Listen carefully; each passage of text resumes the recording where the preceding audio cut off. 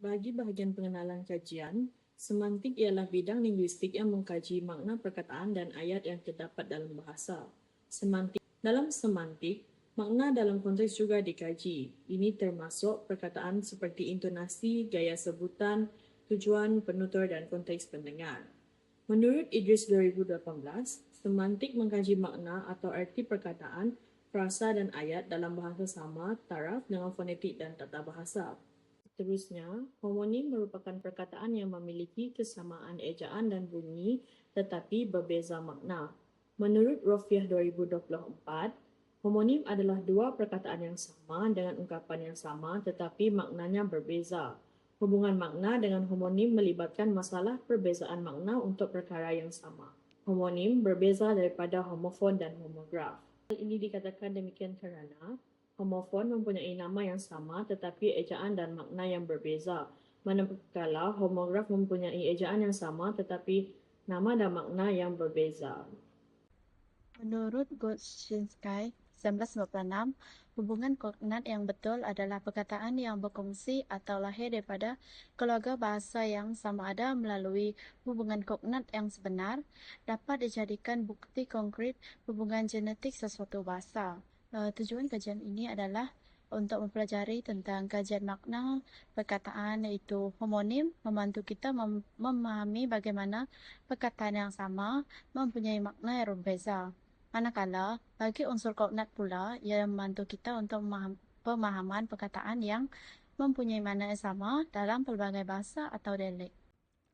Sarawak merupakan negeri terbesar di Malaysia di mana Sarawak terdiri daripada pelbagai jenis suku kaum. 5 suku kaum terbesar di Sarawak ialah Melayu, Cina, Iban, Bidayuh dan Melanau. Melanau sering menggelarkan diri mereka sebagai Atlikau yang merujuk kepada orang yang tinggal di sungai. Misalnya, Dalat merupakan pekan kecil yang terletak di Batang Oyak. Masyarakat yang tinggal di Dalat menggunakan bahasa Melanau. Baiklah, bagi sorotan kajian lepas yang pertama adalah kajian yang berkaitan dengan homonim. Okey, kajian ini bertajuk homonim antara dialek Melayu Sarawak dan bahasa Melanau. Kajian ini dikaji oleh Abang Suhail dan Haji Subed pada tahun 2012 yang bertujuan untuk mengenal pasti dan mengumpulkan kosakata yang sama ejaan dan sama sebutan dalam dialek Melayu Sarawak dan bahasa Melanau. Kajian ini menggunakan pendekatan secara kualitatif melalui kaedah analisis dokumen. Sumber data sekunder yang digunakan ialah Kamus Melanau Mukah Melayu Dewan dan Daftar Kata Dialek Melayu Sarawak edisi kedua. Hasil daripada kajian ini, pengkaji mendapati bahawa bahasa Melanau dan dialek Melayu Sarawak mempunyai persamaan dalam kosakata yang digunakan dalam percakapan harian. Persamaan dapat dilihat melalui kosakata yang mempunyai sebutan yang sama seperti perkataan pisang, sak dan padang. Sorotan kajian lepas yang kedua yang berkaitan dengan homonim adalah kajian yang bertajuk Analisis Homofon, Homonim dan Homograf dalam Dialek Melayu Kelantan dan Bahasa Jepun menggunakan analisis kontrastif. Kajian ini dikaji oleh Zalana Abidin dan Amzah pada tahun 2024 yang bertujuan untuk mengenal pasti persamaan antara dialek Melayu Kelantan dan bahasa Jepun melalui analisis kontrastif. Kajian ini menggunakan pendekatan secara kualitatif yang menggunakan metodologi kajian lapangan yang itu menggunakan soal selidik dan temu bual. Hasil daripada kajian ini, pengkaji mendapati dialek Melayu Kelantan dan bahasa Jepun sebenarnya memiliki banyak persamaan daripada segi suku kata, sebutan dan struktur perkataan yang terdiri daripada 2 atau 3 suku kata. Kesimpulannya, fenomena ini juga telah menunjukkan adanya persamaan yang signifikan antara dialek Melayu Kelantan dan bahasa Jepun. Seterusnya ialah sorotan kajian lepas yang berkaitan dengan taraf kognat yang bertajuk Kajian Awal Kekerabatan Bahasa Remun dan Iban Unduk yang dilakukan oleh Nur Rahim dan Badan pada 2023. Tujuan kajian ini adalah untuk menentukan tahap hubungan kekerabatan di antara bahasa Remun dengan varian Iban lain di Sarawak khususnya bahasa Iban Uduk. Kajian ini menggunakan kaedah kualitatif di mana Pengkaji telah memilih penutur natif dari generasi tua yang mempunyai struktur organ pertuturan yang sempurna sebagai informan untuk ditemu bual. Semasa sesi temu bual, pengkaji telah merakam sesi temu bual tersebut dan mendengar semula data-data yang telah diperoleh dan mentranskripsi data tersebut. Hasil dapatan mendapati peratus konat di antara bahasa Remun dan bahasa Undop adalah 85% yang berkaitan dengan persamaan dan kemiripan bahasa perbandingan kosakata dasar 10 bahasa Austronesia di Sarawak yang dilakukan oleh Muhammad dan Muhammad Yusof 2022. Tujuan kajian ini adalah untuk membandingkan kosakata 10 bahasa Austronesia yang dipilih dengan mengenal pasti persamaan dan perbezaan antara kosakata bahasa.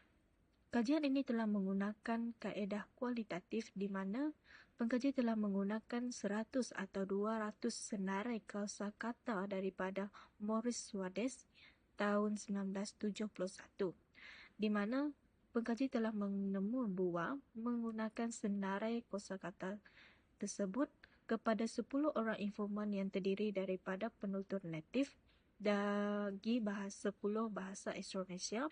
Hasil dapatan mendapati 8 bahasa Austronesia seperti bahasa Selakau, bahasa Iban, bahasa Bintulu, bahasa Melanau, bahasa Mirik, bahasa Bidayuh, bahasa Lumbawang dan bahasa Kiput berada dalam tingkat keluarga dalam tingkat kekerabatan bahasa, manakala bahasa Bukit berada dalam kategori rumpun dalam tingkat kekerabatan bahasa. Bagi objektif kajian juga, yang pertama iaitu mengenal pasti dan mengaplikasikan kata-kata homonim dalam bahasa Melayu standard dengan bahasa Melanau Dalat. Yang kedua, menganalisis taraf kognat antara kedua bahasa itu, iaitu bahasa Melayu standard dengan bahasa Melanau Dalat. Metodologi kajian. Yang pertama, reka bentuk kajian. Kajian ini menggunakan kaedah tinjauan dan pendekatan kualitatif. Kajian dikumpul menggunakan kaedah temu bual dan kaedah ujaran atau kaedah senarai kata. Kaedah temu bual dipilih untuk mendapatkan maklumat pribadi informan, kalau kaedah ujaran atau kaedah senarai kata digunakan untuk mendapatkan maklumat berdasarkan senarai 100 kosakata asas Maurice Swades. Yang ketiga ialah sampel kajian. Kajian ini menggunakan seorang informan. Informan terpilih berasal dari Kampung Medong Dalat, iaitu Encik Saili bin Bajeng, berumur 69 tahun. Kajian lapangan ini dilakukan pada 29 Mei 2024. Instrumen yang digunakan untuk mengumpul data kajian ialah alat perakam suara yang terdapat dalam telefon pintar, buku catatan, dan senarai kata yang telah disediakan bagi kaedah ujaran atau kaedah senarai kata. Terdapat 100 daftar kata Swedish list untuk diterjemahkan oleh informan dalam bahasa Melanau di Dalat. Hasil terjemahan dan perbualan informan dirakam. Berikut merupakan dapatan kajian bagi objektif pertama, iaitu mengenal pasti dan mengaplikasikan kata-kata homonim yang wujud dalam bahasa Melayu standard dengan bahasa Melanau Dalat. Bagi perkataan yang pertama, iaitu perkataan buta, homonim ini menunjukkan bagaimana satu kata yang sama mempunyai makna yang sangat berbeza dalam dua bahasa. Buta dalam bahasa Melayu standard, ia merujuk kepada keadaan tidak dapat melihat bagi manusia, sementara dalam bahasa Melanau Dalat, ia digunakan sebagai penunjuk arah, iaitu di belakang. Adalah perkataan gubal. Dalam bahasa Melayu standard, gubal bermaksud kayu yang lembut di antara kulit dengan keras, manakala dalam bahasa Melanau Dalat ialah perbuatan memukul. Perbezaan makna antara sifat fizikal kayu dalam bahasa Melayu standard dengan tindakan dalam bahasa Melanau Dalat menunjukkan betapa berbezanya interpretasi kata yang sama. Seterusnya, bagi perkataan punah pula, dalam bahasa Melayu standard, punah bermaksud binasa atau rosak semuanya, manakala dalam bahasa Melanau Dalat, punah bermaksud bau. Makna homonim ini menunjukkan kontras antara konsep kehancuran dalam bahasa Melayu standard dengan persepsi deria bau dalam bahasa Melanau Dalat. Akhir sekali, perkataan yang mempunyai aspek homonim antara bahasa Melayu standard dan bahasa Melanau Dalat ialah perkataan payah. Dalam bahasa Melayu standard, Paya merupakan kawasan tanah bencah yang digenangi air, manakala dalam bahasa Melanau Dalat, Paya merujukkan perkataan kata tanya iaitu bila. Homonim ini menunjukkan perbezaan antara tempat geografi dalam bahasa Melayu standard dan penggunaan kata tanya dalam bahasa Melanau Dalat memperlihatkan variasi dalam penggunaan kata. Akan membentangkan tentang dapatan kajian iaitu unsur kognat dalam bahasa Melayu standard dengan bahasa Melanau Dalat. Hasil dapatan data menerusi senarai kosakata yang digunakan pakai mendapati sebanyak 43 kosakata yang berkognat daripada nilai keseluruhan iaitu 100 kosakata. Nilai peratusan ini dalam buktikan bahasa Melanau Dalat berada dalam satu serumpunnya. Perkataan beberapa dalam bahasa Melayu standard mempunyai persamaan, sebutan serta makna yang sama dalam bahasa Melanau Dalat iaitu beberapa. Bahasa Melanau Dalat meskipun mempunyai sedikit perbezaan perkataan dari segi fonem, namun penutur bahasa Melayu standard masih lagi memahami makna yang diujarkan oleh penutur natif bahasa Melanau Dalat. Contohnya perkataan jatuh dalam bahasa Melanau Dalat iaitu jatuh dan ialah menunjukkan perbezaan dari segi fonem iaitu fonem H dan K. Kesimpulan, kajian ini dijalankan untuk menegaskan bahawa terdapat pertalian linguistik di antara bahasa Melayu standard dan bahasa Melanau Dalat. Berdasarkan daftar kata Swadhish list, dalam dapatan kajian bagi objektif pertama membuktikan bahawa terdapat unsur homonim antara bahasa Melayu standard dan bahasa Melanau Dalat.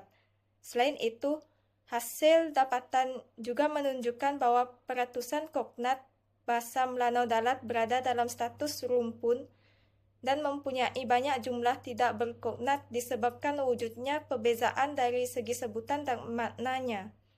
Persamaan yang terdapat dalam kedua-dua bahasa ini berkemungkinan disebabkan oleh faktor sejarah atau geografi yang berkait rapat di kawasan tersebut.